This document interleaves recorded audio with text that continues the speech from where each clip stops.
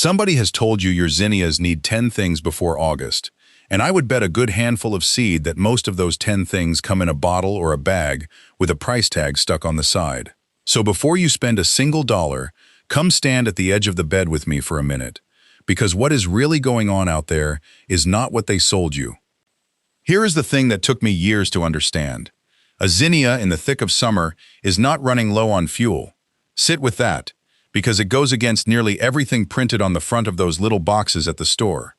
Every flower that plant opens is paid for with sugar, and that sugar is not in a bottle anywhere. It is built, one tiny piece at a time, inside the green leaves, out of nothing but sunlight, air, and water. The leaves are the factory. The flowers are simply what the factory ships out the door. So when a zinnia stops blooming in the heat of late summer, it is almost never because it ran out of some powder you forgot to buy. It stops for 3 reasons, and I am going to walk you through every one. The factory shuts down, the water line gets pinched off, or the plant simply runs out of places to put a new flower. That is the whole story. Get those 3 right, and the famous 10 things fall into your lap on their own. And 9 of those 10, I promise you, cost you nothing but a little attention.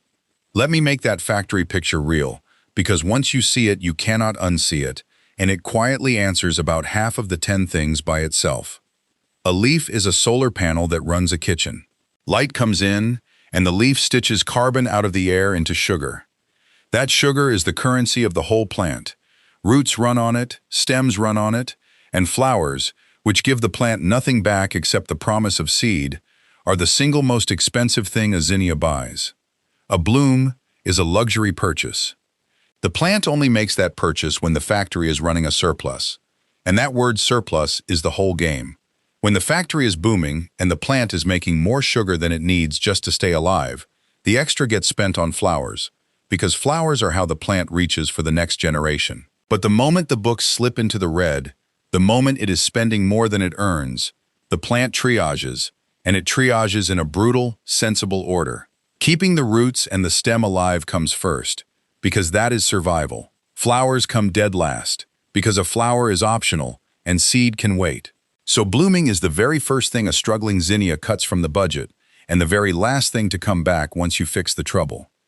That is why a stressed plant goes quiet on you so fast, and why, when you finally get the factory humming again, the flowers do not come roaring back overnight. You are waiting on the surplus to rebuild. Now hold that thought against what actually happens in a flower bed in August. The nights turn muggy, the plants have grown up into each other, and the leaves in the middle never dry out. And a fine white dust, like somebody shook a flour sifter over your plants, starts creeping across the lower leaves.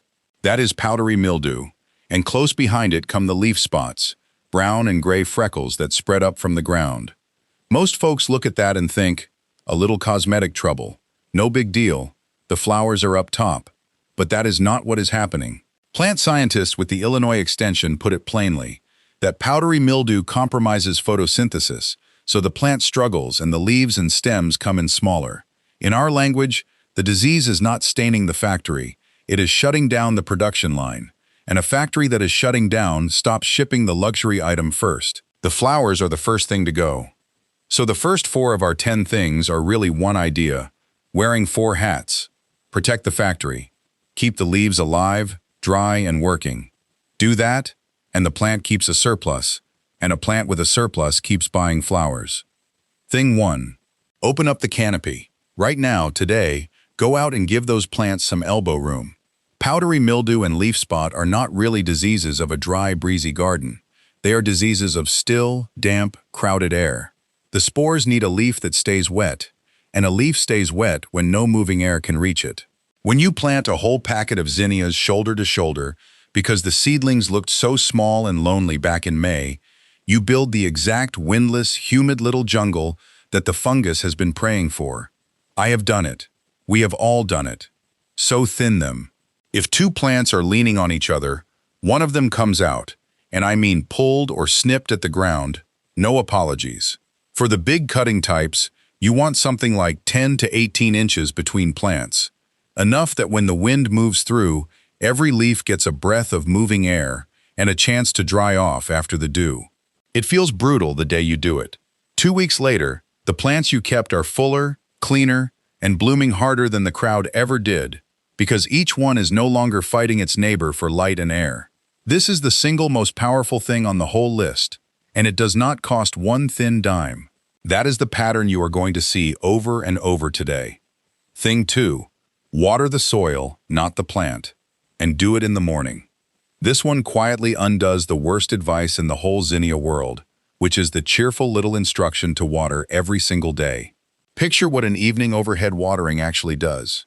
You stand there with the hose or the sprinkler, you soak the whole plant from the top down, and then the sun goes off the clock. Now every leaf sits there wet, all night long, in the warm air. You have just handed the fungus the one thing it cannot make for itself. Hours and hours of standing water on a leaf. And on top of that, every drop that smacks the bare soil throws a little splash of dirt up onto the lower leaves. And that dirt is exactly where the spores are waiting. So flip it. Water at the base of the plant, down at the soil, not over the top. A watering can with the rose taken off, a wand held low, or a length of soaker hose snaked through the bed. Any of those keeps the leaves dry and sends the water where the roots actually are. And water in the morning, so that anything that does splash up has the whole hot day to dry off. Dry leaves do not get mildew. It really is close to that simple. Feed the soil, not the plant, is the whole heart of this channel. And here it is again, in the most literal possible way. Point the water at the ground. Thing 3. Lay down mulch, and understand that it is doing 2 jobs at once, only one of which anybody ever mentions. Everybody knows mulch holds moisture in the soil, and that alone earns its keep in August. Because steady, even soil moisture is what lets a plant coast through a heat wave instead of stalling out every afternoon. The folks at the Illinois Extension recommend mulch for exactly that, to hold soil moisture and keep the weeds down. But here is the second job, the one that ties this straight back to the factory. A 2 to 3 inch blanket of shredded leaves or straw or fine bark is a physical shield between the diseased soil and the underside of your lower leaves. Remember, when the rain or the hose hits bare dirt, it splashes spore-laden soil up onto the plant. Mulch takes that splash and swallows it. No bare soil, no splash, fewer spores reaching the leaves. So mulch is not decoration, and it is not just a moisture trick. It is a moisture bank and a splash guard in one free layer, and every bit of it eventually rots down and feeds the soil life underneath. 3 of the 10 things, and we have not opened a wallet yet. Thing 4 is the last piece of protecting that factory, and it is the one people flinch at. Clear off the sick leaves, take them out of the garden entirely. When the bottom leaves go pale and dusty and freckled, they are not just sitting there looking sad. They have become spore factories of their own, each one manufacturing the next wave of infection and breathing it up onto the healthy leaves above. Snap them off. Strip the plant clean up to where the foliage is still green and working. A zinnia does not need those tired, shaded lower leaves anyway. They are barely paying their own light bill down there in the gloom. 2 rules on this one. First, do not compost the diseased leaves in your ordinary backyard pile, and do not leave them lying on the bed.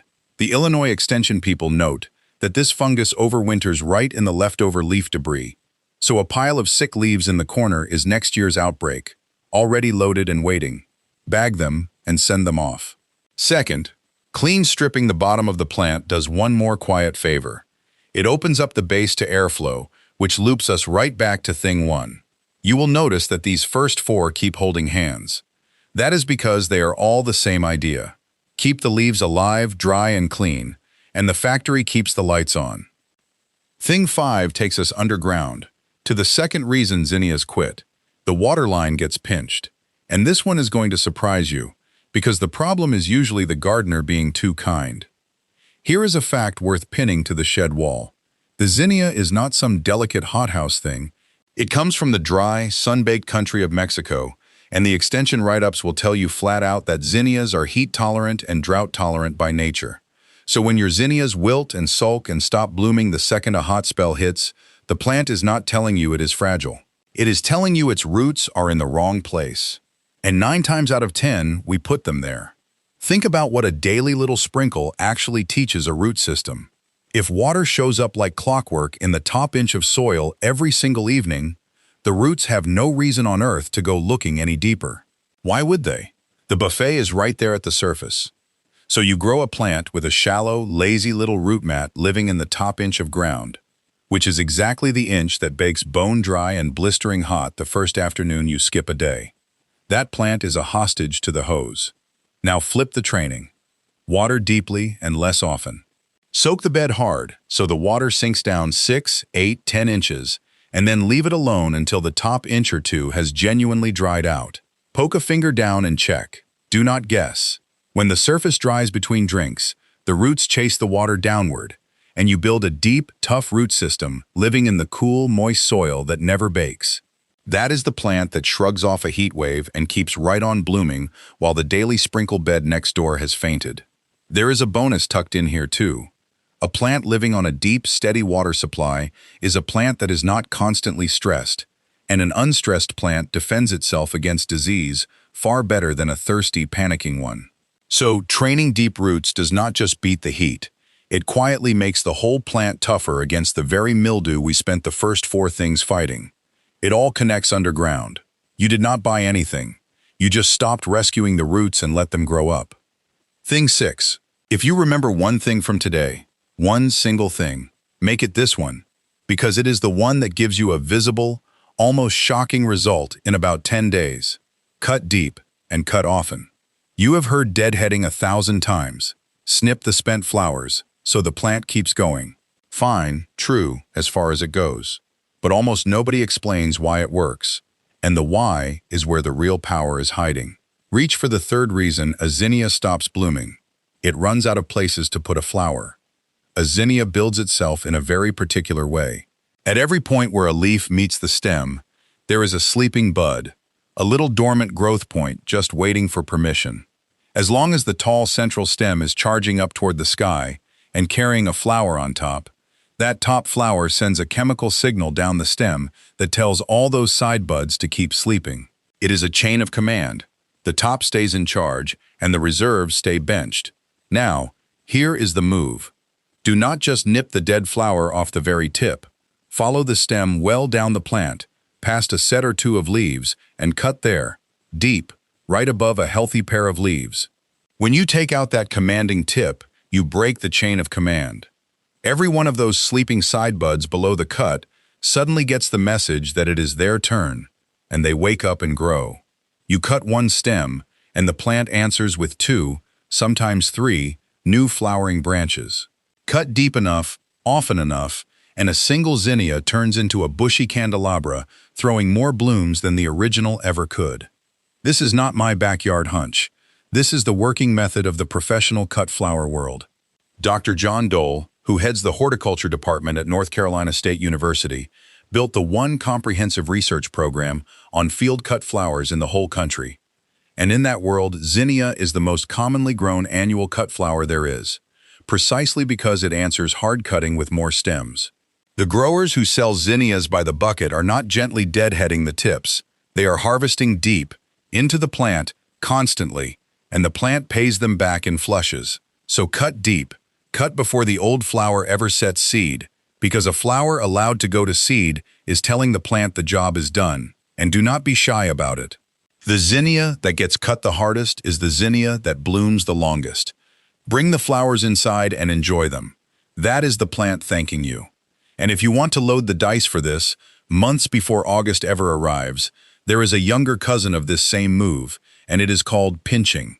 When a zinnia is still a young thing, maybe knee-high, 8 to 12 inches tall, with 3 or 4 sets of leaves, reach right in and pinch out the very top growing tip with your fingers. It feels wrong. You are snipping the head off a healthy young plant that has not done anything to deserve it. But it is the same chain of command we just broke. Only now you are breaking it early, before the plant has committed to one tall single stalk. Take out that top tip, and the plant abandons the idea of one central stem, and instead sends out a whole ring of side branches from down low. You trade one flower on one stalk for a sturdy, branching bush that carries many stems, each one able to throw its own flowers.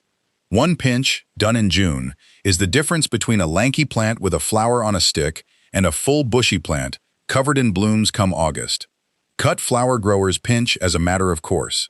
It costs nothing but a moment of nerve. Thing 7. Put down the bloom booster. I mean it. Set the bottle back on the shelf. This is the moment the whole 10 things story usually goes off the rails, because this is where they sell you something. The pitch is always the same. Your flowers are struggling, so they must be hungry, so pour on this special high-phosphorus bloom food and watch them explode. It sounds like common sense. It is mostly a myth, and here is the honest version. Phosphorus, that middle number they lean on so hard, is rarely the thing your garden soil is actually short of. Most established beds have plenty. Dumping on more does not create more flowers, because the plant was never waiting on phosphorus in the first place. It was waiting on a working leaf factory and a deep root, which is everything we just talked about. And there is a quieter cost. Pouring on soluble fertilizer, especially the heavy stuff, works against the living partnership in the soil. Zinnias, like most plants, team up underground with beneficial fungi called mycorrhizae, threads far finer than any root that reach out and ferry water and nutrients back to the plant in exchange for a little sugar. When you flood the root zone with easy soluble feed, the plant quits investing in that partnership, and you have paid money to sever the very network that carries your plant through a dry August. So the bloom booster can actually leave you worse off. If you buy anything and put it on your plants, read the label every time, and know that a jump in bloom is not proof it helped. It may be proof the plant was thirsty, and you happened to water. And while we are being honest about the shelf, Epsom salt for more flowers, the old bone meal trick for bigger blooms, a scoop of coffee grounds or a buried banana peel for a burst of color. All of those are folklore, not science. I am not going to tell you Grandma was a fool for using them. Folklore is part of the joy of a garden, but I am going to be square with you and label it folklore, not a proven mechanism. The reason nobody sells you the real fix is that the real fix, do less and feed the soil, cannot be poured out of a bottle or sold back to you next spring. Thing 8 is the twin of Thing 7, and it catches the eager gardener even harder. Ease off the nitrogen. Nitrogen is the first number on the bag, and it is the growth number. It builds leaves and stems, green and lush and fast. And a little, early in the season, is fine. But when your zinnias look sluggish in July, and your first instinct is to feed them a nice shot of general lawn and garden fertilizer to perk them up, you may be doing the exact opposite of what you want. A plant flooded with nitrogen does what nitrogen tells it to do. It makes leaves. Big, soft, dark green leaves, and lots of them. And it does it instead of making flowers. You end up with a gorgeous leafy bush, and hardly a bloom in sight. And you stand there wondering what went wrong.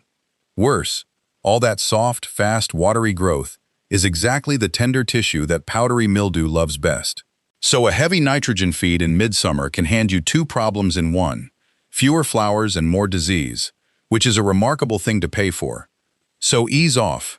If your soil has a decent amount of compost worked in, your zinnias have what they need for the whole season already.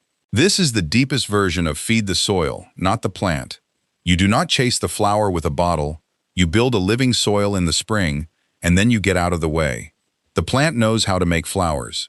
Your job is mostly to stop interrupting it.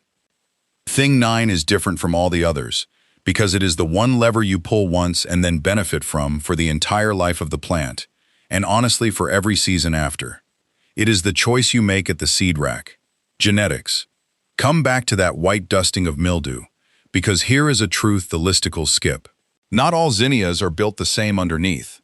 The classic tall florist zinnia, the one called Zinnia elegans, the one with the huge dinner plate blooms we all love, is, in the words of the horticulture folks at the University of Tennessee Gardens, wide open to a whole range of foliar disease, powdery mildew, and the leaf spots, Cercospora and Alternaria, and the bacterial ones too. It is a beautiful plant with a glass jaw, but there is a cousin, a tougher, scrappier wild species called Zinnia angustifolia. The narrow-leaf zinnia carries real natural resistance to those leaf diseases in its very genes. And breeders did the obvious, wonderful thing. They crossed the two. The result is the hybrid series you will see labeled Profusion and Zahara. Those carry the toughness of the wild parent and enough of the beauty of the florist parent to be genuinely worth growing. And they hold clean, working foliage right through the fall, when the old elegance types have gone gray and given up. Now, I am not telling you to rip out the big cutting zinnias you love. I grow the tall elegance types myself, and I fight the mildew with everything in the first 8 things, and it is worth it for those blooms. But if you have struggled year after year, or if you garden somewhere hot and humid, where mildew is a foregone conclusion, then the honest answer is not a better spray. It is better breeding. Buy the resistant genetics and let the plant do the work for free. And whatever you plant, check your local extension office and your USDA hardiness zone, because the right timing and the right varieties for your exact corner of the country are the kind of the specific, local truth that no video can hand you. And do not overlook how easy these are to start. Zinnias resent being transplanted and grow so fast from seed that you can sow them right where they will grow. A packet of resistant seed costs about the price of a coffee, sows a whole bed, and settles the disease question before it ever begins. Thing 10, and then I want to say something true that most of these videos will never tell you. Give them full sun and give yourself honest expectations. The full sun part is quick and non-negotiable, and it ties the whole factory idea up with a bow. Flowers are made of sugar, sugar is made of light, so a zinnia in shade is a factory with the power turned down. It wants a good 6 to 8 hours of direct sun, minimum. If your plants are leggy and stingy with blooms, before you blame the soil or reach for a bottle, honestly count the hours of sun that spot really gets. Light is the raw material, there is no substitute you can buy. And now the honest promise, because this channel does not do fear and it does not do fairy tales. Every trick I gave you today extends the peak. It keeps a healthy plant blooming its heart out for many more weeks than a neglected one. What it does not do, what nothing does, is make a zinnia live forever. The zinnia is an annual. Its whole life, root to flower, is one single season, by its own beautiful design. When the first hard frost comes in the fall, it will go, and that is not your failure. That is the plant keeping its ancient bargain. So the goal was never to defeat the calendar. The goal was to make the summer it does have as long and as loud and as full of flowers as it can possibly be. And every one of these 10 things serves that, without fear, and without selling you a thing. So let me hand it all back to you in one breath, the way I would if we were leaning on the fence at the end of the row. Your zinnias do not need 10 things from a store. They need a working leaf factory. So keep the leaves alive and dry and clean, and give them room to breathe. They need a deep root, so water hard and seldom, and train those roots to go down after the cool water.